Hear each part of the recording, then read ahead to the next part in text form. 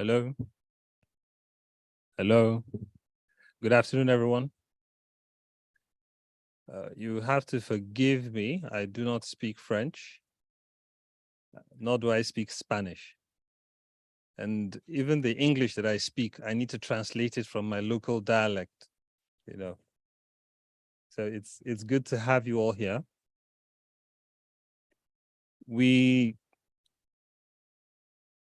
kicking off. We're just giving 2 more minutes to have a few more people come in, and then we'll start and would run. We'll try our best to be on time. But the major thing I would like to share is that this interaction will not be effective if you do not contribute. So as much as the panelists are going to share their experience, as much as we're going to look at their case studies, they would tell us what has worked for them and share their opinions. It would only make sense to have your inputs. That way it makes the conversation richer. So with that, my name is Collins Ezira Kumosu. I am the trade ambassador to the International Trade Facilitation Association. What ITFA does basically is to help businesses, individuals, governments to provide solutions towards non-tariff barriers to trade. Interestingly, we're beginning to find that certain aspects of policy fall under non-tariff barriers. That might sound strange to the core trade enthusiast. However, as we go along the panel session, you would see why I said so. So basically, this session is inclusive policies for sustainable and resilient livelihoods in the circular economy for women, really.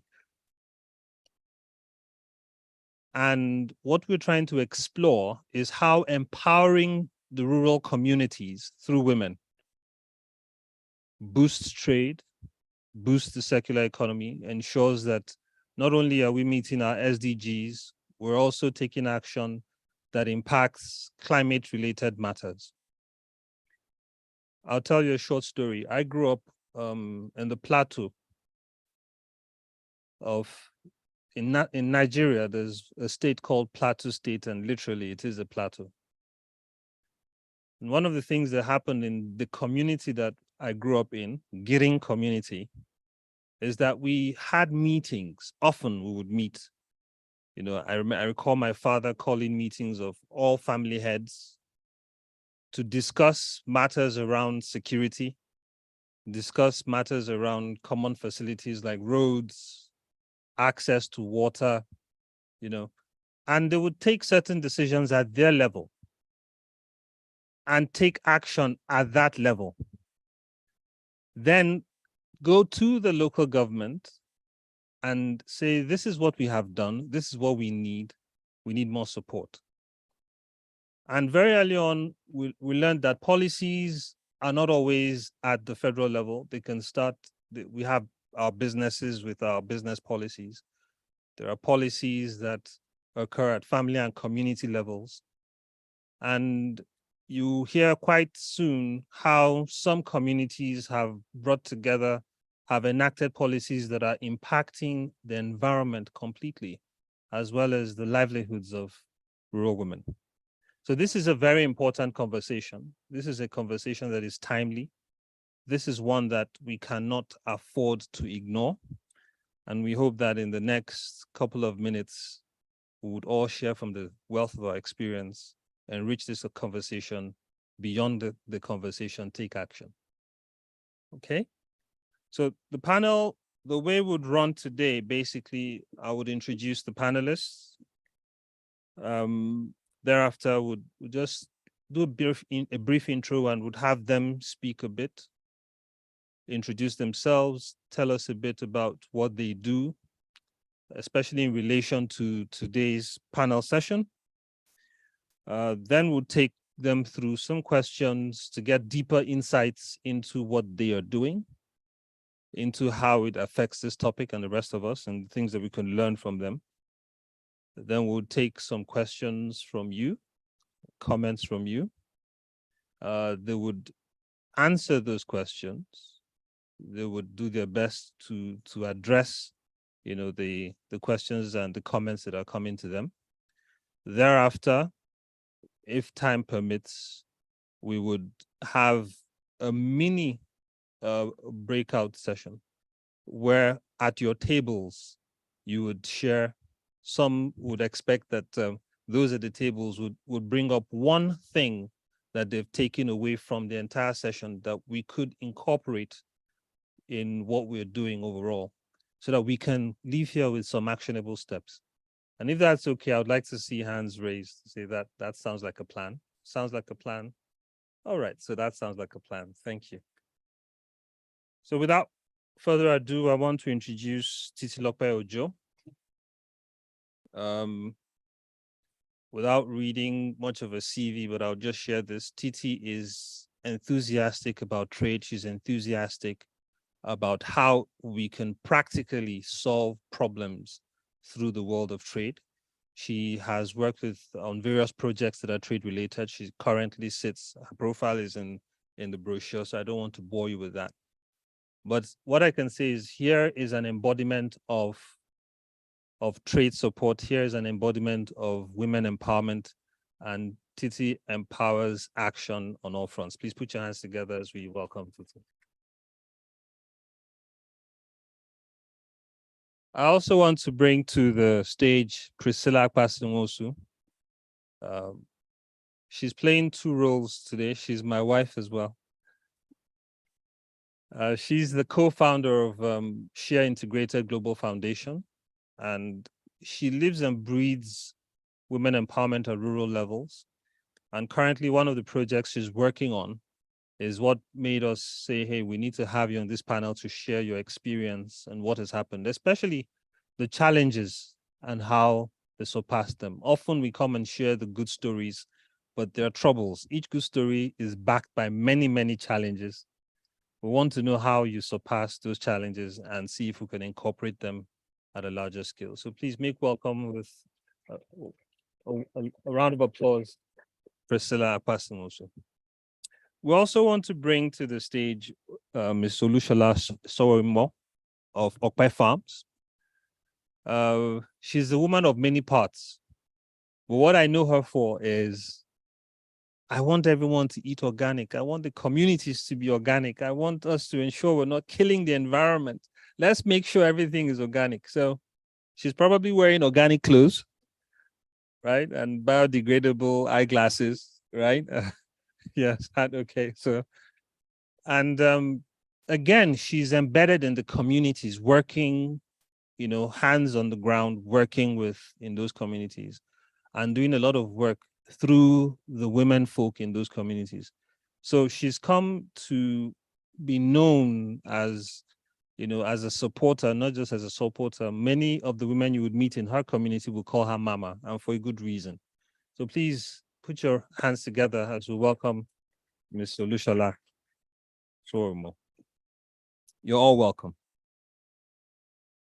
All right, so again, time is not our friend, but the more we can make the most of it, the better for us. I'm just going to move straight on to Titi. Titi, would please just take the floor for the next 2 minutes. Introduce yourself as you would like to be known and share with us some of the work you're doing around policy and sustainable livelihoods in the circular economy. Thank you. Good afternoon, everyone. Can you hear me very well? It's quite okay. So I've been introduced, but he said I should introduce myself the way I want to be known. All right. I know that most of the introduction is in the program, which is probably on your table. But let's see how I can do justice to this. I've worked in the area of policy, especially trade policy, for the last 6 years, which I find very interesting, actually. And I've done a couple of things with women. I've worked with both genders for years. But when I started working with women, I found something special. There was just something special about working with women. And I've worked with women that, of course, I'm from Nigeria. I've worked with women that are interested in participating in trade, especially export. And most of them are trying to see and try so much hard to ensure that their products can be exportable. And of course, as also a business development specialist, I work with them on the business level as well, looking at their business models, supporting them to see how they can improve. Issues of quality has come in. On the policy level, I did quite a bit of work in that space. How do we represent the needs of women? How do we engage public sector? How do we engage government to see the problems, the issues these women are facing? And how do we begin to reform policy that is reflective of those needs? And it's important that policy is evidence-based policy. So what we've tried to do as much as possible, and what I had done working with the UK Department for International Development as a consultant, was to ensure that we commission studies, and those studies help us to know what exactly is happening at every point in time. From there, we pick recommendations, we look at the challenges, and that's what we present to the policymakers. So it's evidence-based, it's not just emotional, it's what is going on right now. So this is it, and this is how it's affecting the women. This is how it's affecting the exporting community. So policy has been an area I love so much, because even with that effort, I've seen 1 or 2 policies actually formulated in favor of our exporters. So it's a great place to be. And today, I'm hoping that I'll be able to contribute tremendously to the conversation. Sustainability is very important, because in the definition of sustainability is about meeting the needs of today in such a way that the needs of tomorrow can still be met. We're not jeopardizing the future, and that's important. We don't want the next generation to show up and there's really nothing for them to do, because we've destroyed everything they need to work with. So sustainability is a powerful topic at this time. Our national lives, wherever we're from, sustainability is a big issue. And I'm happy to be here today to be part of that conversation. Thank you.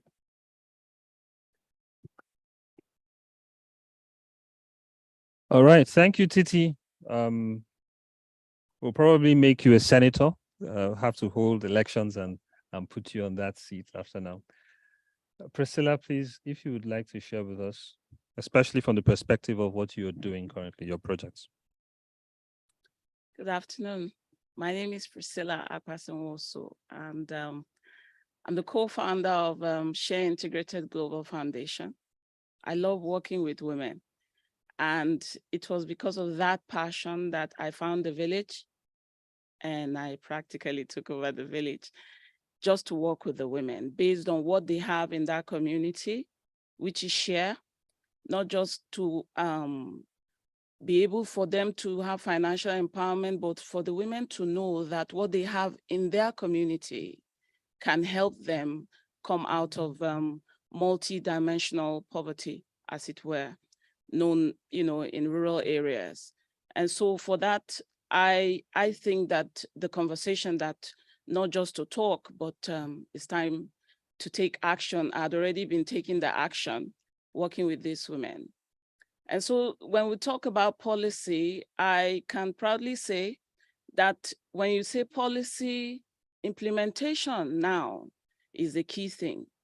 Now, in the village where we work, sometimes you find share trees are fallen for firewood, and it depletes the trees. And when it depletes these trees, these women will not have what they normally would use to process share into butters, take it to the market, and be able to take care of themselves, their children, and their family.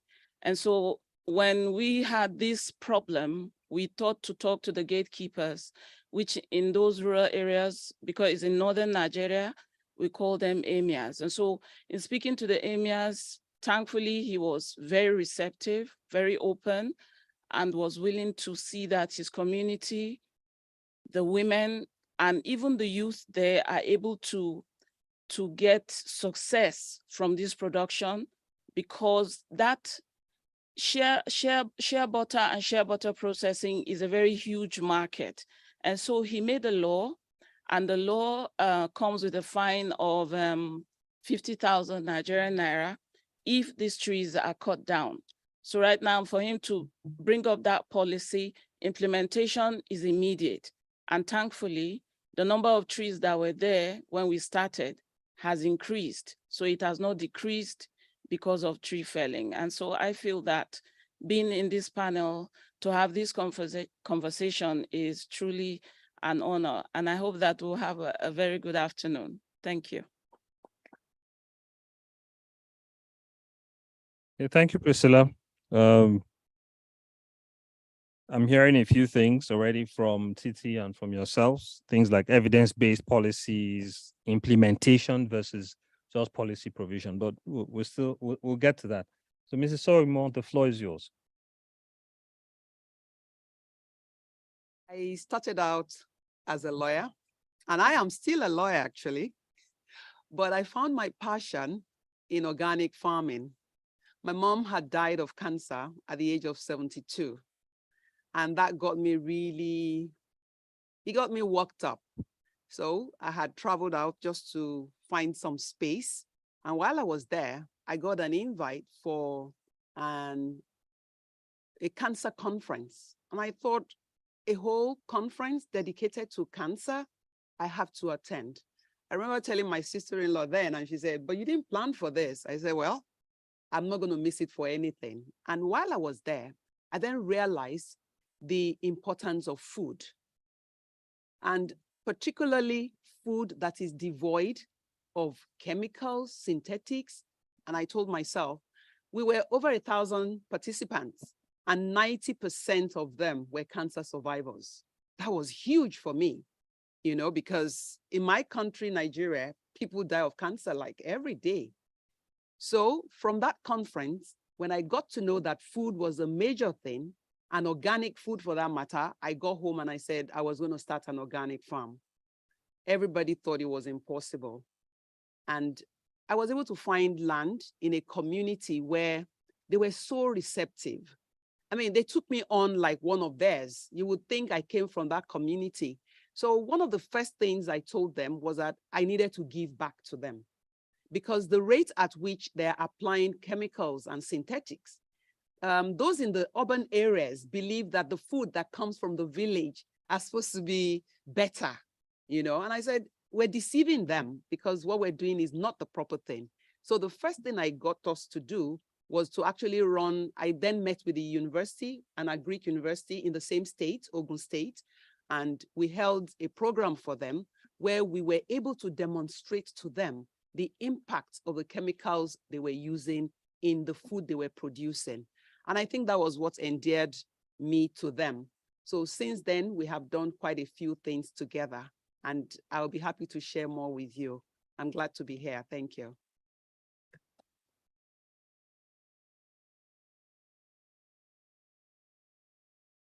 Okay, straight into it.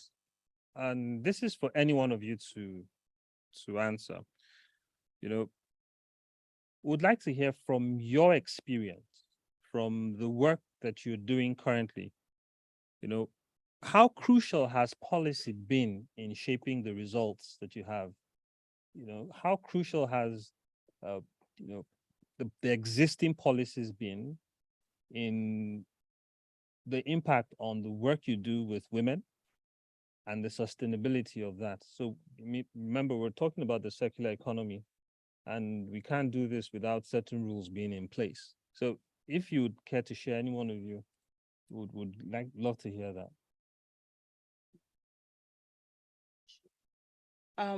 In the community where I work with women, because the emir had put up that policy and implemented it, that trees, shade trees in particular, are not to be felled.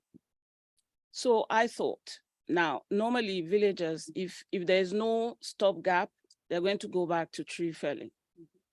So in partnership with Jeff SGP and UNDP, we were able to, and the foundation were able to get them an alternative power for cooking, which is the LPG gas. And in doing that as well, we've trained over 200 women, and all of these 200 women were given those LPG gas. Now that's 200 households, knowing that there will be no tree to be felled at any time. And so we have the tree continue to bud and continue to service the community, and thereby putting in place sustainability even for the next, couple of years to come.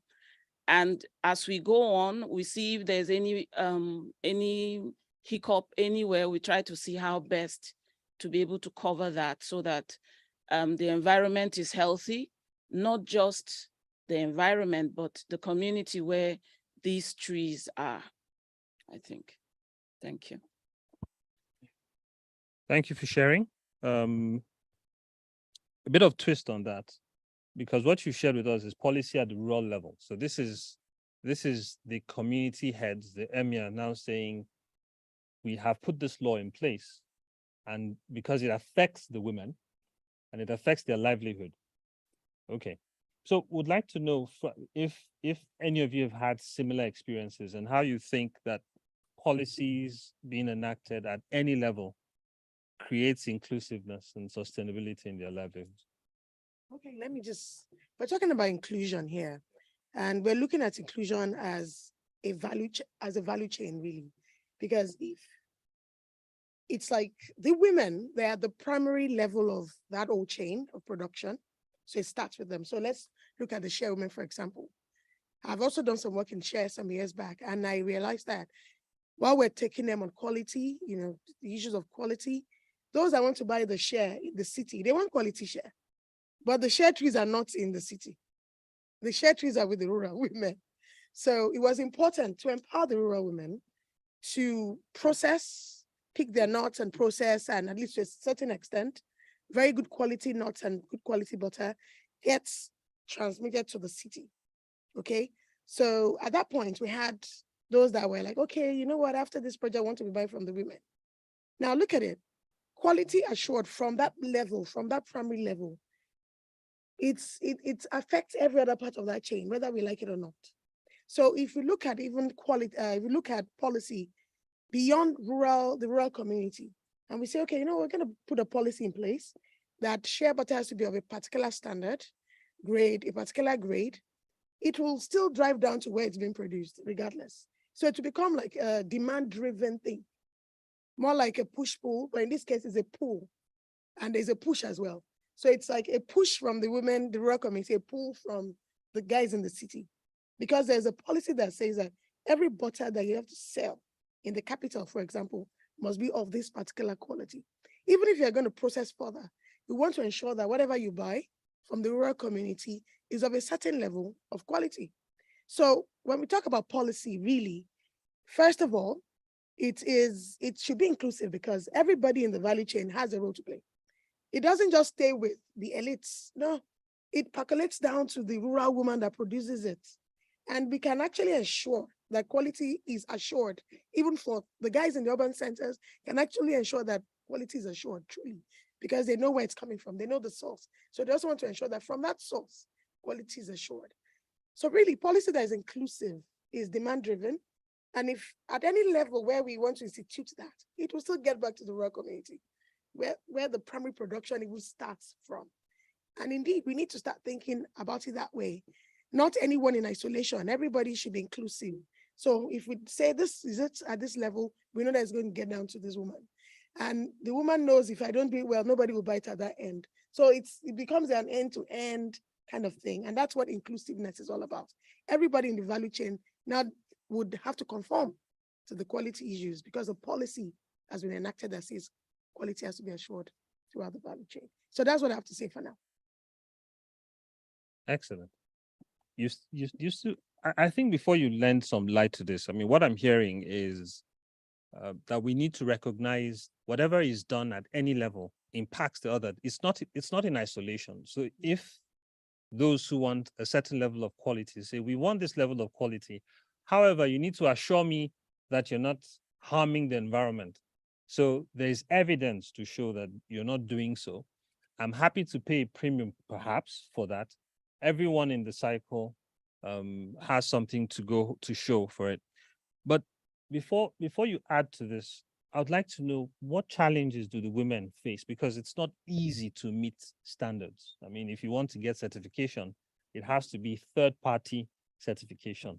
It comes at a cost. It's not always easy to do that. So what challenges do these women face in accessing resources that they require, to fit into, the rules or the laws or the policies or the structures that we're trying to put in place for them? I would like to hear from what you're doing. Ms. Solomon, please. Well, in the community where I am, surprisingly, I discovered that we have over 2,000 communities.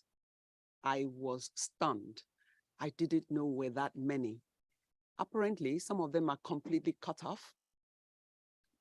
So they don't even get to come to the, what you would call the periphery of where things are happening. But we have had a huge success with a particular woman who in 2006 found herself in one of those communities and decided that she wanted to do more for the women. Coming up in a setting where women were supposed to be in the kitchen, she had to fight a huge war.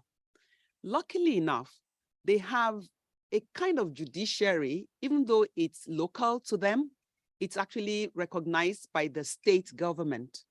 So this woman was able to fight for the other women to actually be able to do something for themselves, because they were just meant to be at home. That was, as far as the men were concerned, that was what they were there for. So that is one breakthrough that I can say that we have heard. And today she's like the woman leader of all the, I think she, in her team are about 5,000 women. She controls about 5,000 people. Yes. In fact, when I was coming here, I had a discussion with her. I said, if I had to sit in front of people and tell them how it's been with you, she said, I don't want money. Just come and share knowledge with us. We want the women to advance, no more, do more. So that's the level that we are at. We have not advanced to the emir, but we have done a fair bit, because that level of judiciary has given her recognition and they respect anything that comes from her. So working with her has been helpful because she's not as educated as I am. So I'm able to push some things her way, and we're beginning to get quite a bit more results from the women folk. Okay, excellent. I see Titi is, I mean, is itching to say something, but before you do, I mean, I want to crown everything you said with the last comment, or the last bit of comments: no more, do more. So for this to work, we're getting into a guided knowledge, a facilitated knowledge economy. So it's not just money, but that the knowledge and that you give them, and facilitating how that knowledge is utilized is what I sense is impacting what you're doing. Okay, Titi. Okay, so as we're talking about quality, my mind just went straight to a project I did last year. It's about 6 months, and I was working in the agricultural value chain, and I was also the standards expert for that project. And I saw how the issues of quality played out in rural communities. Especially communities, okay, the value chain I was overseeing then that's for chili pepper, tomatoes, and ginger. And of course, it's part of northern Nigeria, some part of Southwest. Now, part of the issues of quality is some of the women do dry their things in the open. And of course, when it comes to contamination, it was quite high. So that project introduced what we call solar dryers. And that's a tunnel type of solar that looks really big, and it's that long to the end of this room. And we introduced that. And of course, it was something new to the women, but painstakingly, of course, we told them, you know what, take these things off the road where you put them. Once it's the season, you put it in the dryers, and then we had to teach them a new culture. It was a new culture, really, because they're used to putting their things out in the sun. But here this is a temperate environment. This is something you can control. It's a controlled environment. You know that, okay, within 3 days, my chili pepper will be dry. And from them, I move that out. There are trays in that old structure. So they put in the trays. And, I was back there to talk to them about the business model as well, because I felt it goes beyond just drying your pepper. This is business. It's also business. So as cooperatives, you can begin to start charging some of your members a particular amount, because these installations here, there are millions of naira. In fact, they didn't know how much it costed. I asked the project I was working with, I said, did you ever tell these women how much this investment was? They said, no. I said, no, you have to tell them. They felt I said, no, you have to tell them because they need to know the value of that investment so that they can appreciate it. And I went to a community, and when we're talking, I told them this thing sitting down there is about 25 million. Their mouth were like, no way. I said, yes, you heard that right. And I told them, if you were to pay this back to this organization that gave this to you, how long will it take you? They said they can never pay back because it will take a lifetime. I said, okay, so let's talk about it. Now I have your ears. So think about it like a business that over the next 10 years, for example, you want to make back this money. And of course, we're saying deal with your cooperatives with ease, of course, not that you now start telling them. But the fact is, you need to maintain the solar dryer. You need to have some money in your purse. And these are the things we're talking about. And then we said, extend it to other communities. So now there's a service. This is a service. In fact, I told them this solar dryer in my hands, in Titi Ojo's hands, will not be, this is not what I'll see if it was mine. I know how the kind of business I'll be doing with this thing by now. So I said, yeah, let's fix a price. Let's do this if anybody comes, but you know what, do this for 1 month. Different products will come into this dryer, note it, know how long it takes. So if someone comes, you know, okay, this is how much you're gonna pay. 5 days, come and pick your stuff.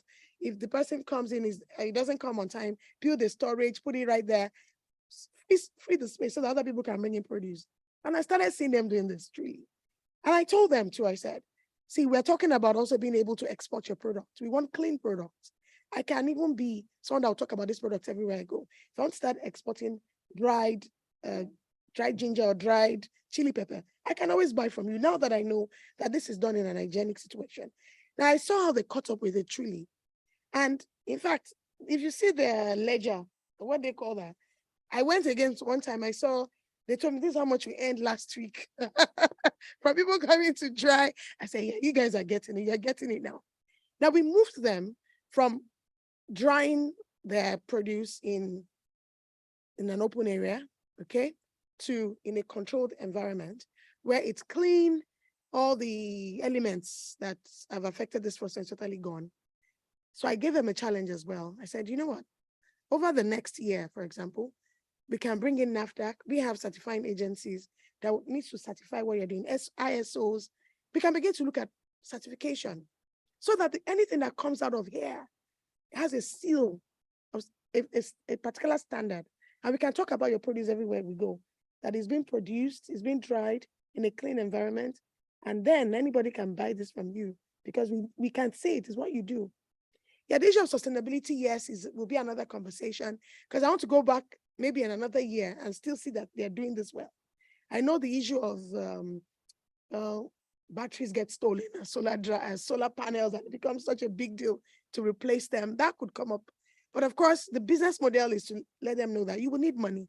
Someday you need to replace the panels. One day you need to replace the batteries.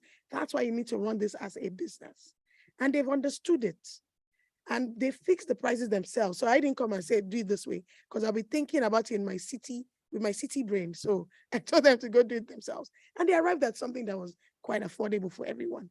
And before we knew it, other produce started coming. People brought onions, some people brought okra, which was not even any of the value chains we're working with, but they were still making money. So the issue of the cost of quality sometimes may first start with a behavioral change, attitudinal change. If we have organizations like development partners that will take the pain to let them also see why quality is important and also now build a business model around it, it helps them become sustainable, really. Because by the time they begin to see the impact, they will continue on that line. And that's all I'll say for now. Thank you, Titi. Thank you very much. I mean, you beat us to it because I was going to start taking you all up on, the circular economy. How does it contribute to a more sustainable, a greener future, right? So moving their drying from the roadside to using solar energy is one of those green techs that that probably would impact the trade practices, and we're already seeing that from what you're doing. So you've given us the case study, you've answered some questions we haven't asked. But at this time, I want to ask a question that I would love for everyone in the audience to think about, because your responses would be as important as theirs.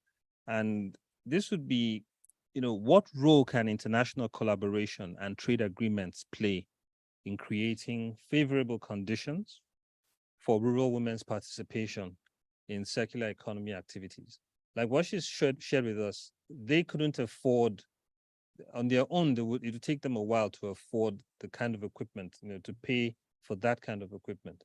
So their collaboration has brought this. So I'm asking everyone to think about it, and maybe that would form part of our breakout of the next session, because we're coming to you to want to hear from you as well.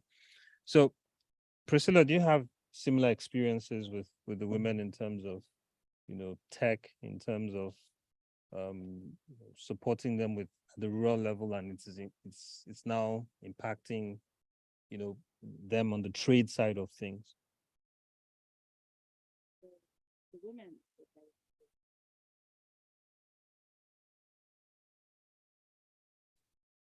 The women I work with normally to process shea, they use the traditional way of processing shea, but we try to make it more accessible for them to use the modernized tools, because it will speed up production compared to when we use the traditional method. And so we gave them a couple of equipment, semi-automated equipment to use to speed up this processing. Now, because of that processing, it is not just for them to be able to process. The women need to be educated on how to use not just the equipment, but be educated in, like Ms. Titi was talking about, quality. And when it comes to the shea value chain, quality is at the very top. And so because I had that at the back of my mind, that the quality of the shea butter coming out of that village need to be top notch, these women were, all 200 of them were trained under organic EcoCert protocols to understand from harvest time, from the time of picking, all the way to the time of processing these butters. And it is from that education that they are able to have these new skills. Before these women get into the wild and they pick the nuts, even with the ones that are already germinating. So now they know not to pick the ones that are germinating. They know, okay, we're supposed to, excuse me, we're supposed to leave about 40% back on the soil so that the tree continues to grow, and thereby having a sustainable environment as well in that community. And so I think that with what we're doing, that these women are able to see far.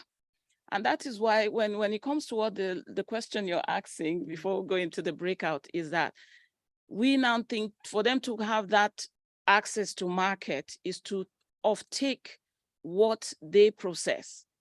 And so it makes it easier for them to be focused, to follow the right protocol in processing and meeting the quality of the product.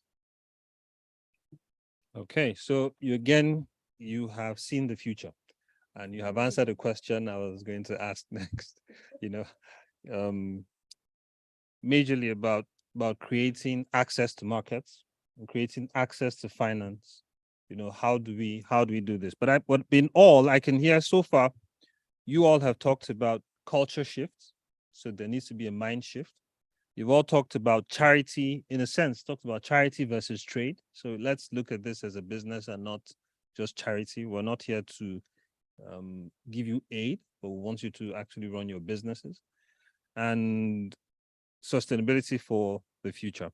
Okay, I just want to do this exercise with everyone. Something to help us think about how culture is created, right? So if I say 1, can we all do this, right? So 1. Okay, beautiful. 2, can we do this? Okay, beautiful. And 3, I want us to have our hands on our chin, right? Okay, so it will be 1, 2, and then 3, hand on chin, right? Okay, so we'll do it one more time. 1, 2, 3, hand on chin. Keep it that way. Look around. Is that your chin? All right, this is your chin, right? That's your chin. But it didn't matter what I said. It was the action that I took that drove yours, right? So if we continue to give aid, if we continue to think of them as rural people and not part of an ecosystem, we'll treat them that way and the responses will be different. So for culture shifts, even those interacting with them, we need to shift. Okay, I think we'll break at this point and let's take some comments, questions from the audience. Yes, thank you very much. Can you all hear me? Yes, great. My name's Frankie. I'm from Spire Seed in Norway. First of all, it's amazing to hear a panel of Black African women speaking from their own experience. That's really great, and that's a thing that we need more of everywhere, and especially in politics. And I just wanted to ask, because research shows that women, especially in developing countries, structurally benefit less than proportionately from trade liberalization, and also bear much higher share of adverse impacts due to unequal access of resources and power. Here at the VTO, we often hear that more liberalization is proposed as the ultimate solution. How do you view this? Thank you. So if I get it, Frankie, you want to get their views on trade liberalization and its impact on women. So if you have any specific case studies, I think that you want to share, let's go ahead. Who wants to respond to that? Okay, let me try. So this conversation has been on for a while, not today, like it's been on forever. And it's women seems to always be at the end of this receiving, the stick. But quite a number of things are being done. Now I'm going to use a Nigerian example, and I know that culture plays a major role in this area, especially in a system where it's largely patriarchal. It's the man that owns the land, it's the men that do the work, and the woman stays at home and is waiting for the man to show up with the meat. So it's been like that for a very long time. But the narrative is beginning to change. I am seeing a shift in this, and a very drastic shift for that matter. In the areas where I work, and I told you I work with women, I'm seeing women also rising up to say, you know what, we also have to be providers. In fact, the economy of the world has changed. Things are changing. That even men are now looking up to the women now to say, you got to do something too. So I think even if we didn't think this was necessary, even the world is changing in a way that women now have a role to play, even in providing for homes, providing for children, providing for their families. We are seeing women now being uncomfortable, just sitting and not doing anything. We see women that want to become who they really want to be, and they're looking for that power to do that. And they're saying, my husband, this is who I want to be. Allow me to be. And we're seeing considerate men in some cases too saying, my woman is in herself, she should be whole, HOWLE. So I will allow her to be what she wants to be. We've also seen women in the area of trade, how we do well with whatever we do. We are economic, what do we call that now? We trade, we sell. Women are always in that space. So when we bring women into the trade space, we see the impact it has. Was it last year or 2 years ago? I trained about 120 women, and we're looking at export readiness. We see the fantastic things they're doing. Honestly, it was just amazing. So most of them, about 20%, they were able to upscale their products. They were able to sell in some new markets. And I could see how happy they were. Even their spouses were happy because they can now see their women doing very well. So I think the narrative is changing. I think the world economy is also forcing women or forcing men to accept that women have to work. I'm seeing things changing truly. But yes, culture is still a big deal because of culture. Women, you should be the silent one.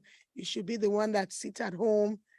But trust me, these things are changing. And I'm looking forward to a time when we really take the stage.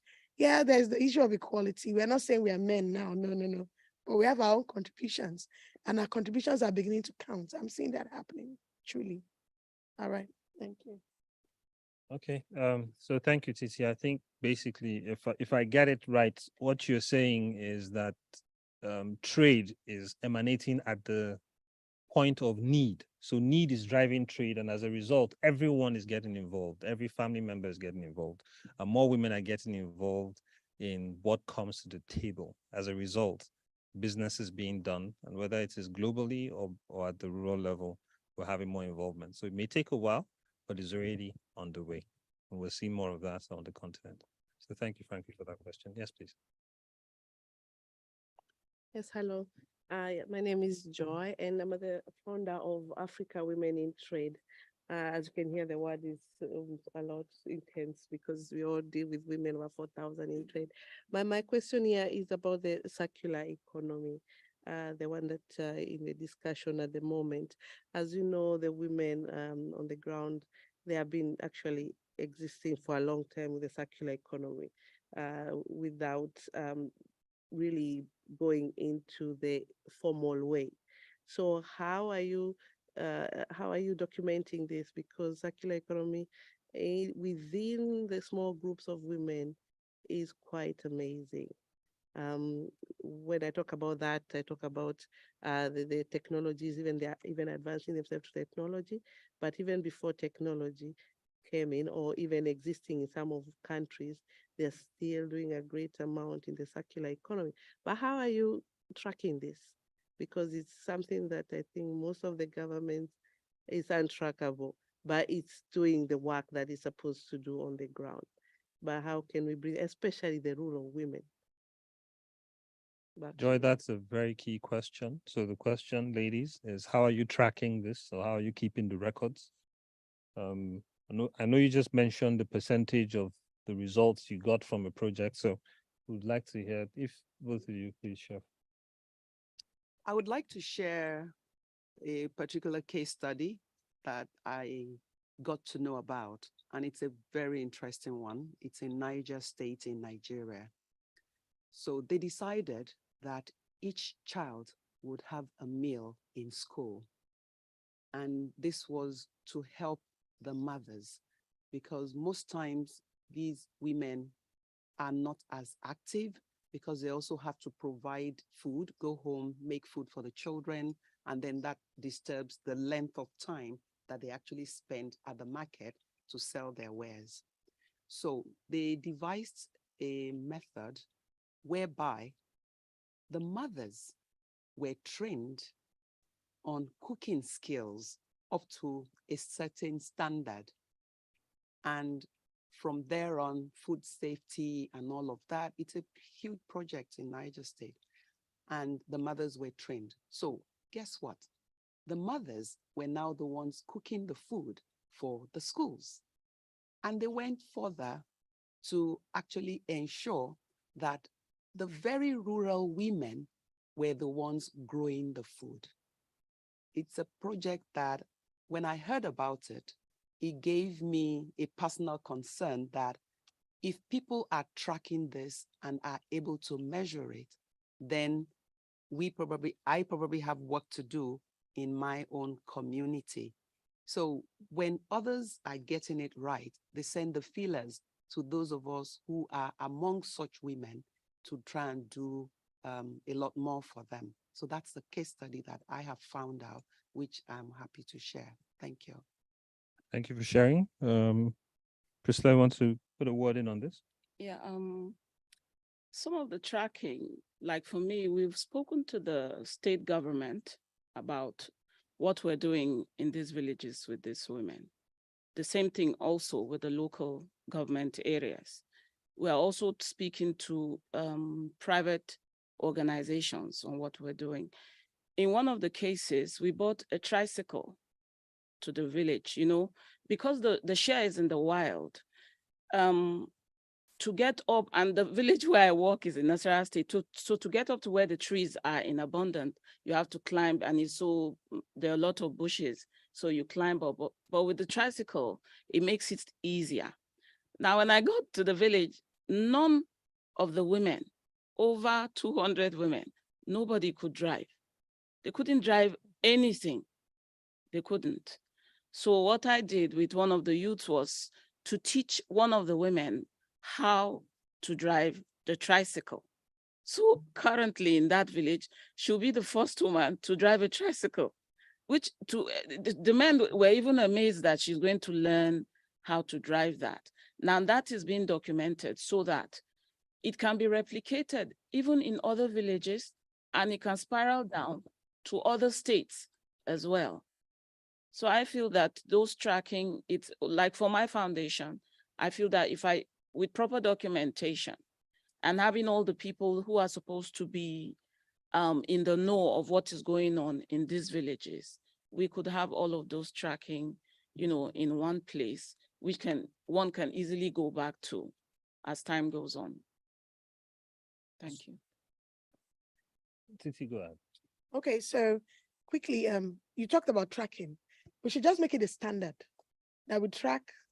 We have KPIs, even in development. We want to know gender composition, how many women. That has become a standard, isn't it? So when we come to circular economy as well, where we talk about reduction of waste, reuse, regeneration, can we also have those indicators in what we track? That helps. And if it becomes a standard, every project that works in the rural community has it as a key performance indicator, then we'll just realize everybody is tracking it. Because this is really what's going on. Circular economy is a big, we won't say it's a buzzword as it were, but it's what the world is focusing on that as much as possible. So and we're talking about policy anyway. And under policies, we talk about standards. So can we standardize some of these things? What we measure on our project? Can this now come in terms of reuse, regeneration, waste, waste management? Let it just become a standard. And you realize that by the time all the projects are comparing notes, we've all captured this one thing. And that's what I just wanted to add. Okay, so track and report. Yes, please. Thank you. I'm Mattia Antonini from Italy. I'm a master's student, and I just have like two questions. One regarding the barriers to inclusivity, and what are the common barriers of obstacles that hinder the participation of rural women in circular economy initiatives? And are there innovative approaches to overcoming these barriers? And one last question, how can policies and institutions support the long-term resilience regarding enabling environment for empowerment? Thank you.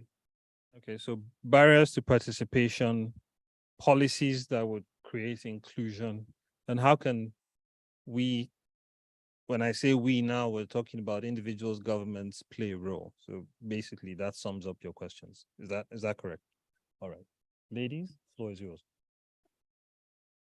I'd like to mention one or two things about the barriers, and this is from the communities around me. First of all, we realize that for most rural women, their lives are more like divided into three. So let's say 50% is production, having babies. That's all they're seen to do. Then you find culture playing a very big role. Most of them do not own land. They don't really have anything that is credit worthy that they can bring out as, okay, maybe a collateral, or if they wanted some money. And that is always a very big deal for them. We find out that even when the banks come, they still want to use the criteria that they would use for the urban, for the rural. Now, most rural women who even have their money do not bank it. So they do not have that digital, that financial tracking. They make them, the very nearest community to me, they make what we call gari. It's from cassava. And that's what they sell. That's what they make and sell every 5 days. So what happens is that they go to the market, sell it by cash, and they're happy to have their cash. So that is one huge barrier for them. No track record, no credit points. So they're usually at a big disadvantage. But what is now happening is with this lady that I'm working with, one of the things they're doing is that they're beginning to contribute. You know, there is a system that we call Ajo. It's it's like a local banker. So you deposit some money like maybe every week and things like that. So now what they do is that when that money is substantial enough to do something, then they get to do something. So those are the ways in which those barriers are being scaled where I operate. Others may have something to contribute. Thank you. Okay, excuse me. For me, the barrier is like when the women process share is where to take it to, because even when they take it to the market, half of the time they come back with it and maybe they sell just a very small quantity. So to overcome that barrier, what we do is we offtake what they process. That's the entire production.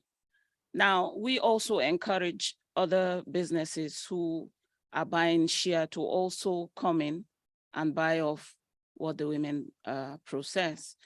And then for policies and long-term resilience, I feel that educating the women and teaching them those new skills is something that over time, they can on their own even find out that there's something they can do that can make their community even more sustainable beside what they have currently. Because share is for a season, like by, as at this time, share is out of season right now. So what is the next thing they will be doing while they wait for next year, sometime in July for the next harvest?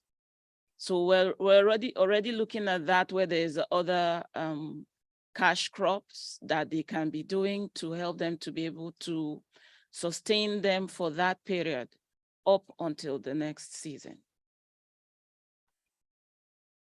Thank you, Priscilla. Okay, go So on. one quick one. When it comes to policy discourse, I noticed that, well, I'm from Nigeria, I keep using that's my example. I realized that when you look at the table where the policy discourse is holding, you probably not see any rural woman there. That's the truth. So they're excluded completely. And so that in itself has affected them already, because their own perspective is not even included in the policy. So at the end of the day, you see policies made for SMEs, but the rural woman still doesn't find a place in there because nothing is designed to suit the kind of thing she does. I noticed that it's easy for governments of today to just think for rural people. We just think for them. Whereas there's something that they've been doing. In fact, if you ask me, there's local technology they've practiced for many years and it has worked for them. But you see urban people just show up in rural communities to change everything and condemn it and say, this is a new thing. And the woman is just wondering, what are you talking about? So that inclusivity is missing most times. And we need to start bringing these people to the table where policy is being discussed, especially policies that would affect them. Earlier, I talked about it, that this whole thing is a value chain. So nobody should be left out when it comes to talking about the issues. They should also be there. They should tell us what they think, what they feel. And you'll be surprised that their inputs will shock everyone. Like, really, that was a missing piece we never even saw. So that's critical. I think governments of the day should give rural communities the place that they need to have on the table when policy is being discussed. It's a call, really. We need to get that right. Let me just add that another thing is that we need to be more, create more gender mainstream activities so that these women can be carried along. It's always easier for the man to come out, but it's always, the women themselves are always reluctant to even bring themselves out. So if we have that gender thing, it would help all of us. So Matthew, if I'm to attempt, we'll come to you. If I attempt to summarize, basically one is awareness. So the more awareness that is created on all fronts, it helps. Secondly is that we don't have to throw away the old. We can actually improve the old. The old is not necessarily obsolete. It may just need to be upgraded. I think the wheel has remained the wheel for many thousands of years. It's just that now from wood and concrete, it's now stone, it's now rubber, and probably will be different in a couple of years. And so I also hear them say, let's move from information, just information, to understanding, and understanding to knowledge and action. And this will come from continuous discourse. If we don't engage then that would not take us far. So we need to continually engage and reinforce learning. All right. Yes, please. Hello. Okay, great. So I just wanted to ask, what are the issues that these women face in reaching the market and making the sale? And how do they approach it? And what happens if there's loss due to, not being able to make the sale? And how do they cope with it? Because loss at that level is, it can be demotivating.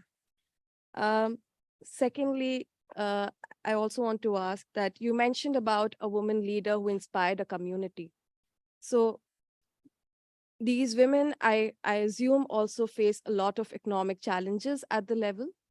So what motivated them, and what motivated those 2,000 women to step beyond their economic challenges and do this? And if you can mention, or you can tell about some communities who used indigenous knowledge to develop sustainable livelihood options in the communities. That's all my question. And sorry, my name is Krusha. I'm a graduate student and I'm from India. Thank you.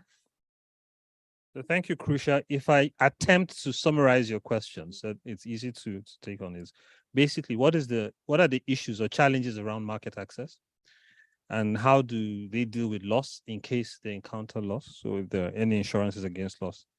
Next is also the motivation. So you want to have an example around what is motivating them to provide these solutions for themselves, right? Yeah. Okay, ladies. Okay. For the women, loss is always a very big deal. And I would tell you the truth, for now, we are not curbing it 100%.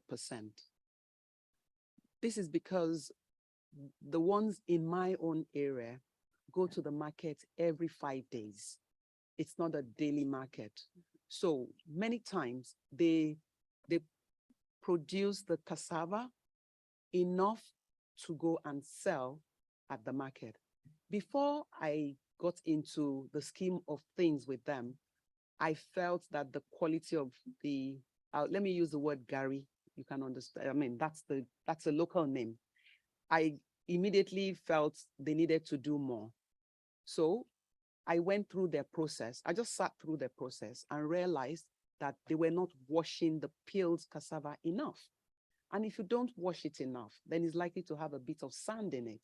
So that loss to them was because the educated people come to that market and discovered that the quality was not good enough. So one of the things they did was to solicit for some kind, sometimes they do get interventions once in a while. So there was a particular one they got, and they all decided that rather than share the money to go and do their individual businesses, they will put up a borehole. As simple as that sounded, it suddenly changed the level of the quality of the Gary they were producing.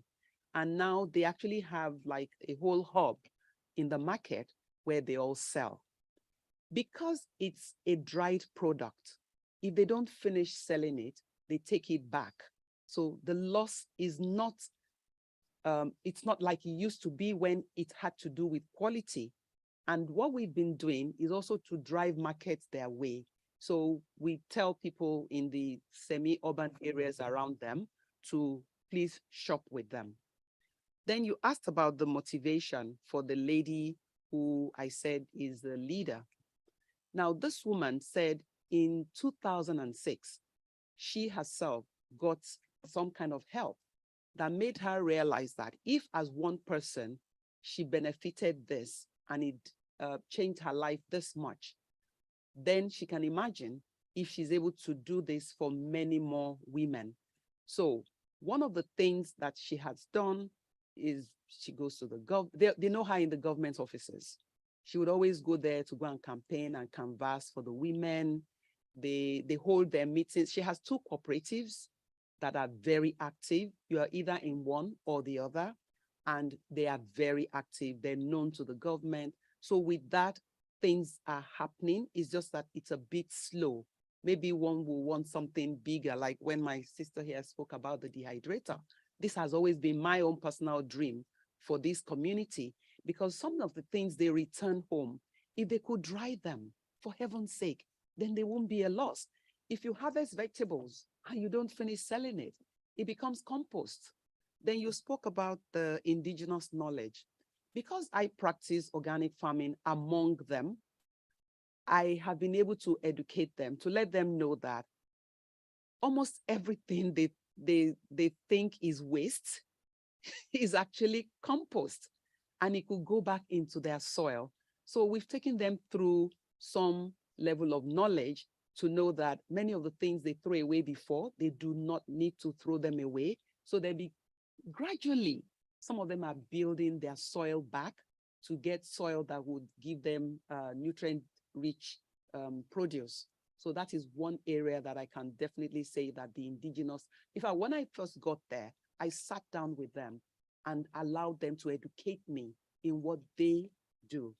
And it was fascinating that most of the things they already do were actually part of the organic practices. So the only thing was that I needed to encourage them to do more of it and leave out the fertilizer. And by the time I got there, some of them could not use their land anymore because the soil was ravaged. So knowing that all the waste that they would normally just throw away as rubbish, they just needed to put it back in the soil, and the soil is richer for it. So that has been my own experience. Okay. Thank you. Time is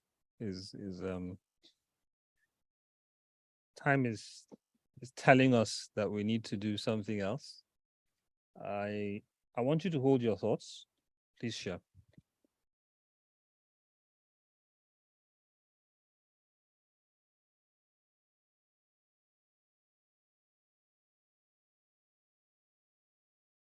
Can you hear me from the microphone? Yes.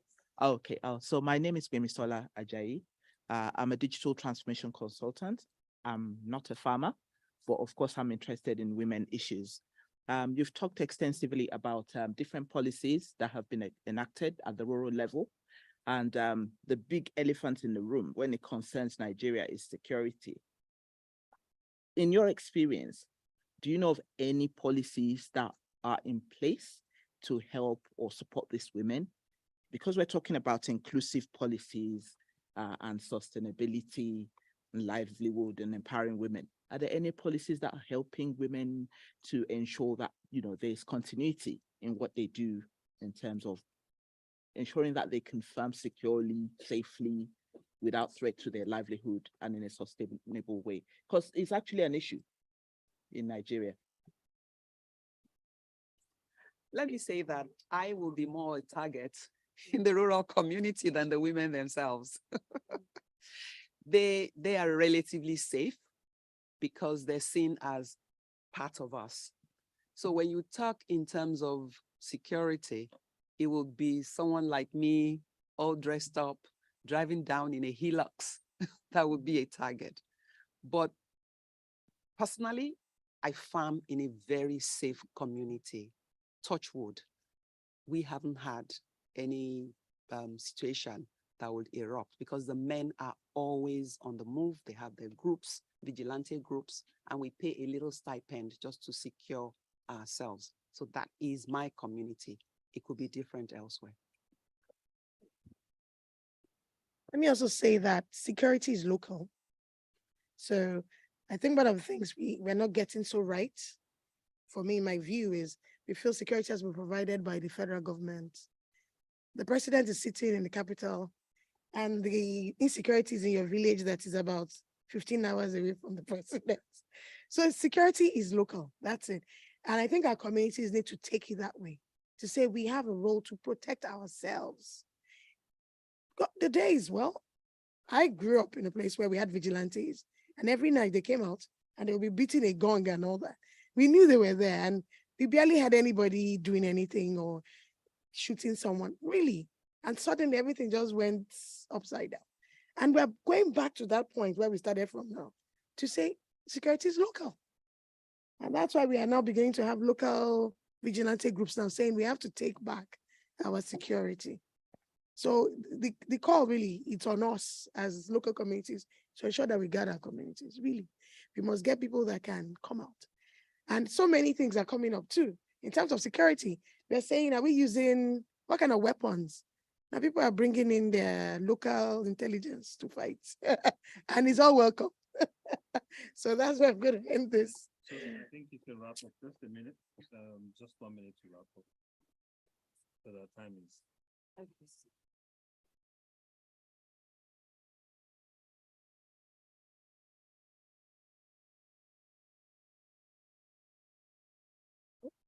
Thank you very much for these very